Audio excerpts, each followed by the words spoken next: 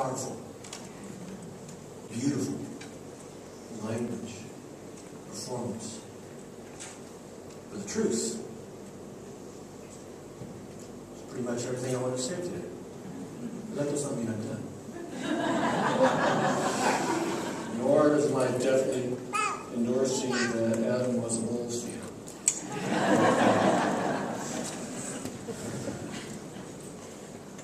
But like I said, marriage is a gift.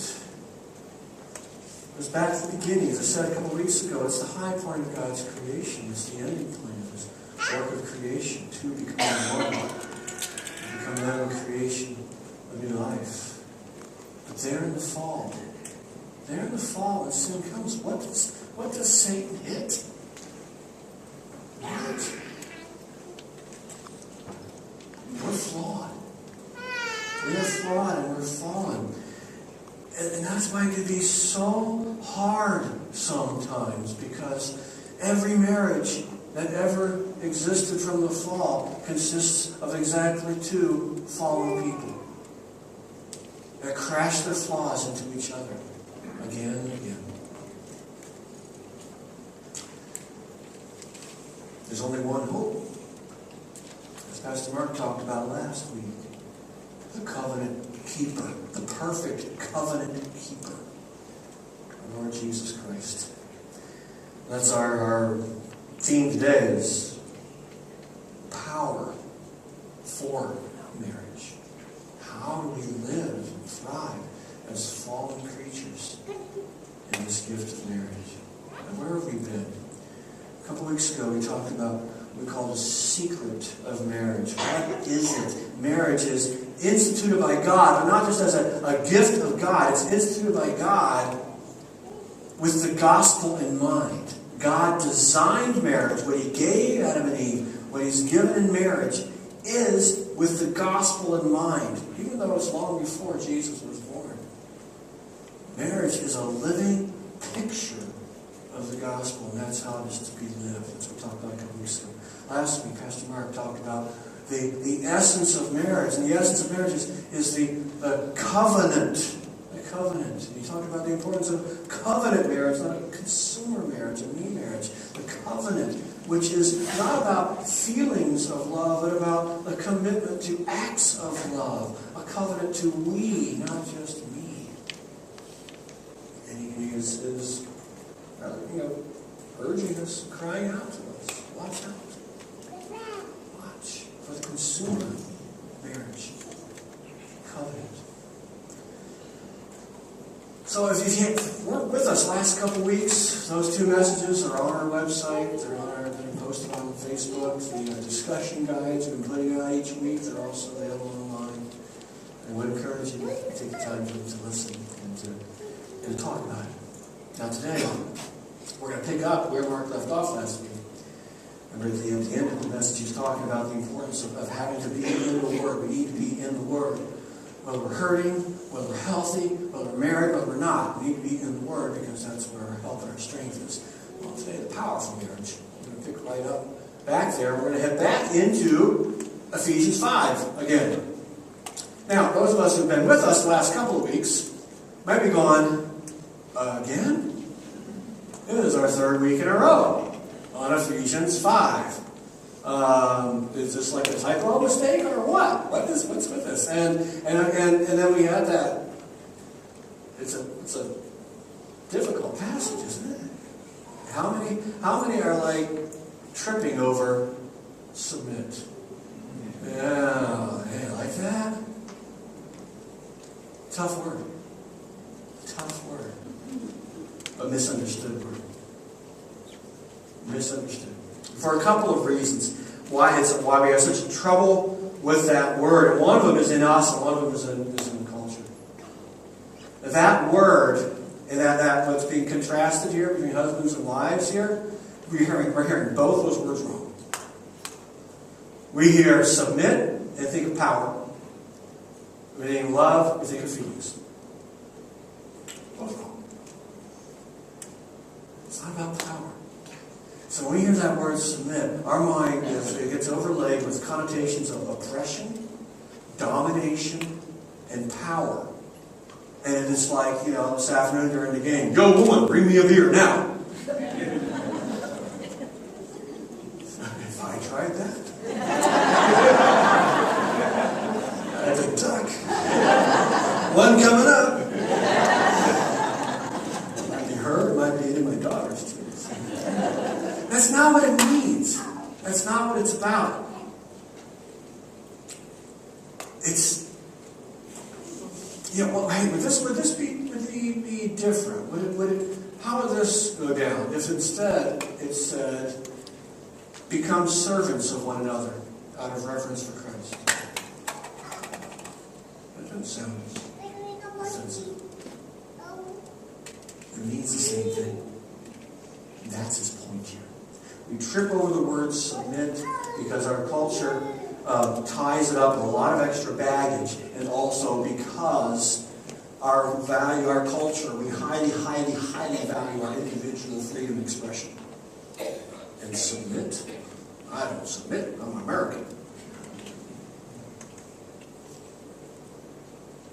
I was actually kind of hoping when the new updated NIV, New International Version that we use here, when it came out, that they would actually pick a different word.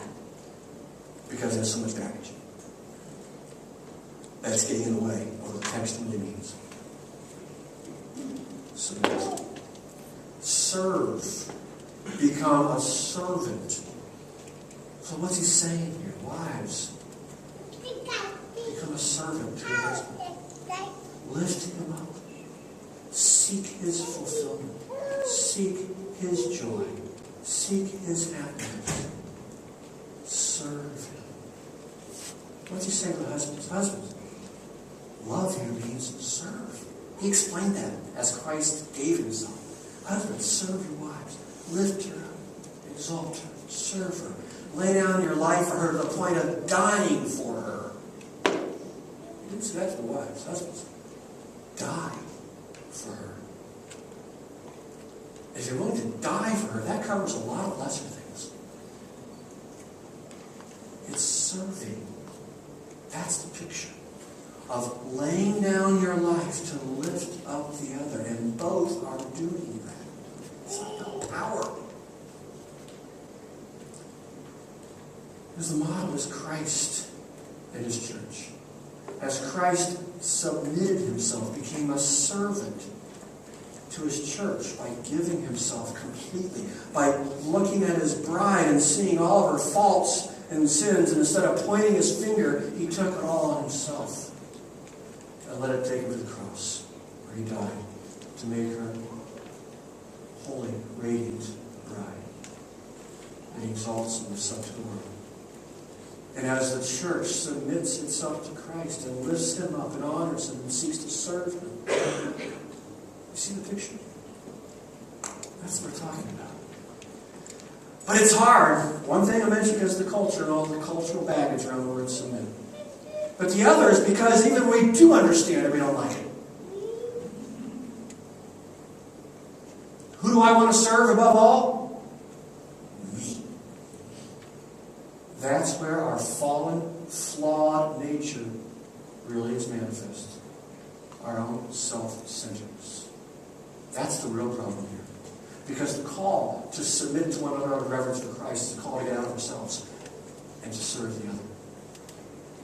You know what happens? What happens? It happens in marriage. It's like you get married and everything's wonderful. You're walking up here and life is wonderful. Two perfect people are getting married. And then you get into it a couple of years. And you know, and I come to the realization that she's a pretty self-centered person. And I'm seeing it more and more. God, she's pretty self-centered. At the same time, she's over here going, he's a pretty self-centered person. I'm seeing this more and more. But I'm over here going, yeah, right, but your self-centeredness is much more a problem than mine. And so it goes.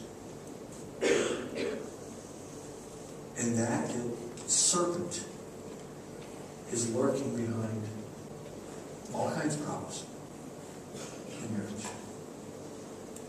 The self-centeredness. That's the problem. Getting past these self-centeredness. And that's why these words, these are not old-fashioned words that are out of date and no longer relevant in the 21st century, that they belong in some museum of a patriarchal society. No. These words are as relevant in today as the last disagreement you had with your spouse. Become servants of one another out of reverence for Christ. But it's hard, isn't it? And that's why we looked at Ephesians 5 again today, because I think this is the greatest passage for applying the gospel into relationship. But today, when we read it, Gunnar read it, backed up to verse 15, actually it said verse 18 and 21. We backed up a little bit to get more of the context of what Paul's talking about. Actually, we could have gone all the way back to the beginning of the chapter, but it would take that much time. But here, just in the middle of the part we added on, starting with verse 18. Actually, before that, he says, don't get drunk on wine, which leads to debauchery, but instead be filled with the Spirit, speaking to one another with psalms, hymns, and songs from the Spirit. Sing and make music from your heart to the Lord, always giving thanks to God the Father for everything in the name of our Lord Jesus Christ. There's that beautiful Trinity reference he worked in there. But what's he saying there? Be filled, not with wine, be filled with the Spirit, which then manifests itself in our speaking and our singing and our thankfulness and our living. And then the very next verse then is submit to one another out of reverence for Christ. You see, the whole context here, Paul, when he gets to the part about becoming servants and submitting, he is speaking to those who are being led and filled by the Spirit. Because you cannot do it otherwise. Becoming a servant, a covenant of servanthood, which is what marriage is. Lifelong. You cannot do it. Or your flaws will get in the way. Her flaws will get in the way. His flaws will get in the way. We need the Holy Spirit. Desperately need the Holy Spirit.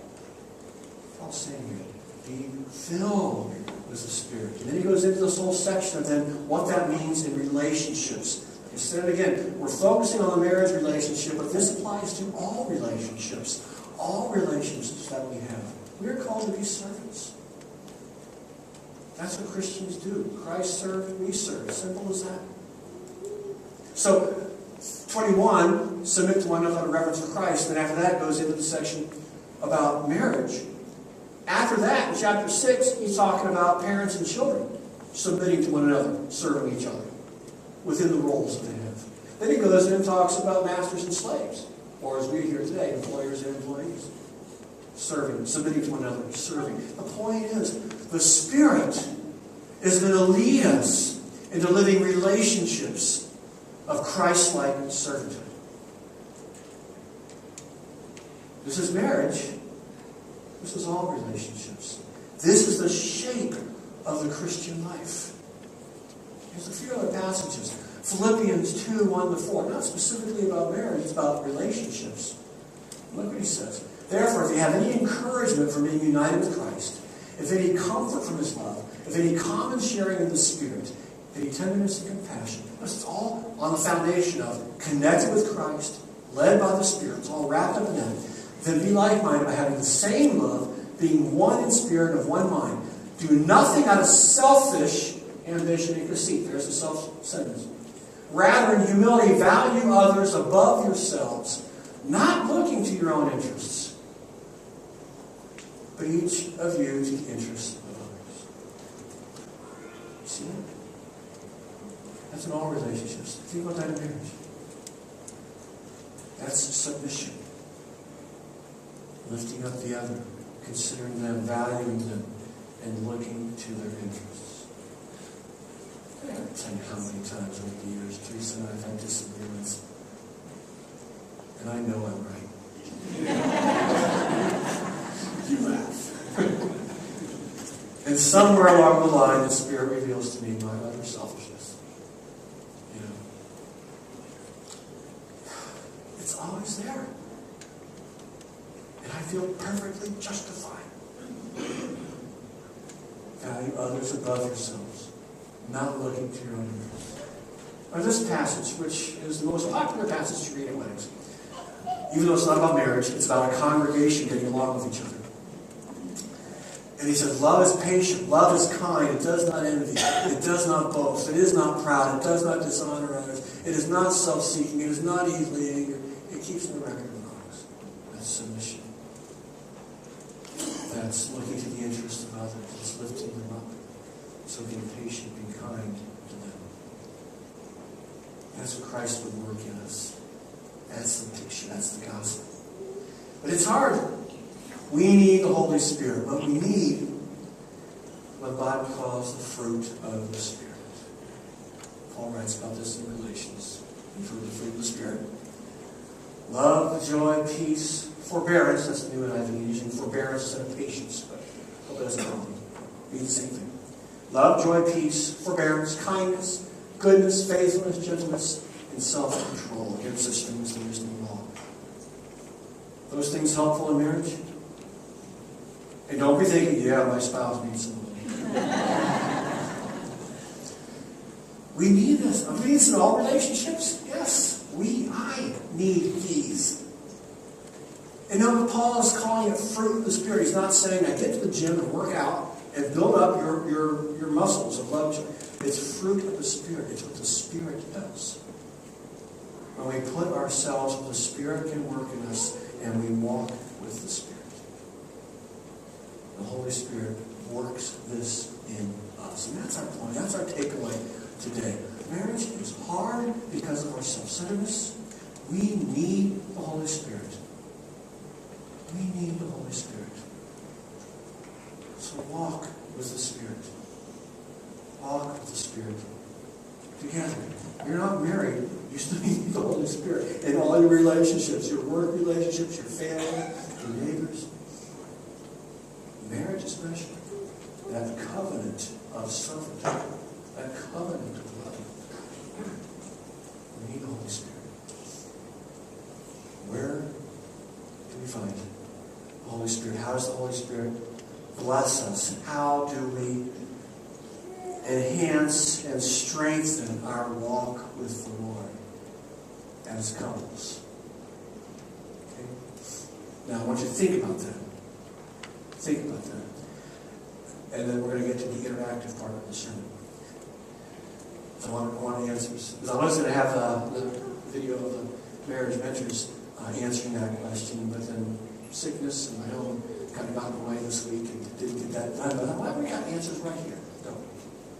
You know. So you tell me. It's a married couple. How can they stay in step with the Spirit together? Raise your hand. Martin. Reading the Word. What's that? Reading the Word. Reading the Word. Being in the Bible together.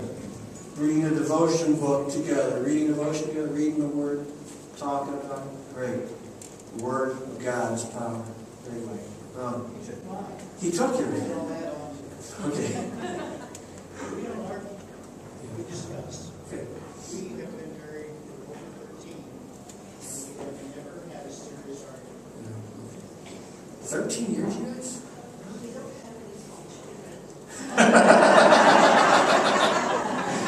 Clarification. But your point about discussing and not arguing is trying to walk with the Spirit and how you talk to each other. Yeah. I guess walking with the Spirit. Is that couples Bible study? Yeah. Your Bible study or discipling your kids a couple. That'd be a blessing for your walk with the Lord. Yes. Just remembering that the other person is not your enemy. Remembering that the other person is not your enemy. You know something? It's good. Something that for Teresa and me, our little thing that we always say, and I've said many times over the years, is wait, we're on the same team. Exactly. We're on the same team. And it's that oneness. Reminding that guy. You can't see.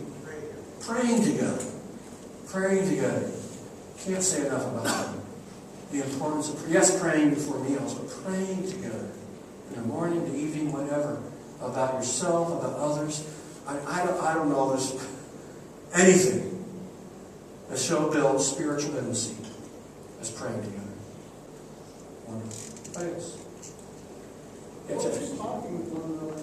talking with one another. Yeah, talk about your faith. Talk about your walk with the Lord. Talk about things. Yeah. There's one more that's for encourage as well. I see a number of folks doing it around here. Serving together.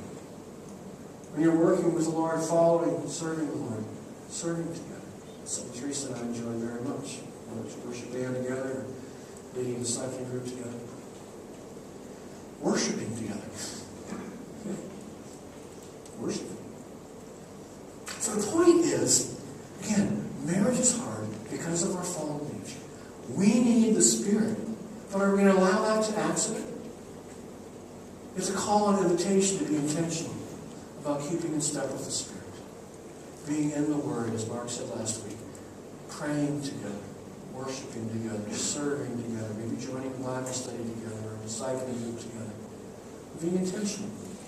We know we've got this marriage thing. It's a wonderful, incredible gift that brings wonderful, incredible blessings. But we have to work at keeping in step with the Spirit because of our faults, our fallenness. And may God bless us in doing that. Because what He's doing is shaping us into this. In relationship with one another, have the same mindset as Christ Jesus, who being in the very nature of God, did not consider equality with God something to be used to His own advantage. Rather, He made Himself nothing by taking the very nature of a servant, being made in human likeness, and being found in appearance as a man. He humbled Himself by becoming obedient to death, even death on the cross. That's servitude. He would work in us, in our relationship with each other. Let's pray. Dear Lord Jesus, we praise You for your servanthood, your giving of yourself completely, totally, for your bride, for us. We praise You for the forgiveness that we have because of that, and the oneness that we have in You through your sacrifice. Lord, I pray for all of us in all of our relationships, that just as we know You as servant, but that would be manifest in our lives in the serving attitude we take in our relationships with others, all others, those we work with, play with, live with. Lord, especially pray for the marriages of St. John's family. Pray, Lord, especially for those that are struggling. Pray, Lord, for all to be blessed and filled by the Holy Spirit, that Your Spirit may strengthen the marriages and equip them, the people within them, to serve one another, and their lives be marked by a resemblance to the gospel of Christ. As we pray